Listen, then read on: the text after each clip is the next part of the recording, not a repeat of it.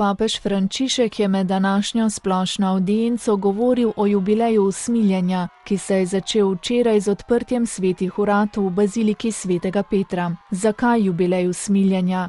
Ker Cerkev potrebuje ta izreden dogodek, je začel katehezo. V naši dobi velikih sprememb je Cerkev poklicana ponuditi svoj lasten prispevek ter narediti vidna znamenja Božje navzočnosti in bližine. Jubilej je za vse nas ugoden čas, kajti s premišljevanjem Božjega usmiljenja, ki presega vsako človeško omejitev in sveti v mraku greha, lahko postanemo še bolj prepričane in učinkovite priče.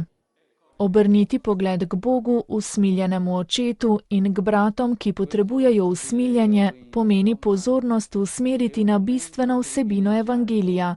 To je Jezus Kristus, usmiljenje, ki je postalo meso, ki daje videti našim očem veliko skrivnost trinitarične Božje ljubezni. Obhajati jubilej usmiljenja, je zatrdil papež, je enako kot v središče svojega osebnega življenja in v življenje naših skupnosti ponovno postaviti svojstveno lastnost krščanske vere. To je Jezus Kristus, usmiljeni Bog. Pred nami je torej sveto leto, da bi živeli usmiljenje. Sveto leto nam je ponujeno, da bi v svojem življenju izkusili blag in prijeten dotik Božjega odpuščanja, njegove navzočnosti ob nas in njegove bližine, predvsem v trenutkih, ko to najbolj potrebujemo. Ta jubilej je privilegirani trenutek, da bi se Cerkev naučila izbirati samo to, kar je Bogu najbolj všeč, je v nadaljevanju izpostavil papež.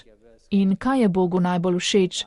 Odpuščati svojim otrokom, imeti do njih usmiljenje, da bodo tudi oni sami lahko odpuščali bratom ter žareli kakor bakla Božjega usmiljenja v svetu.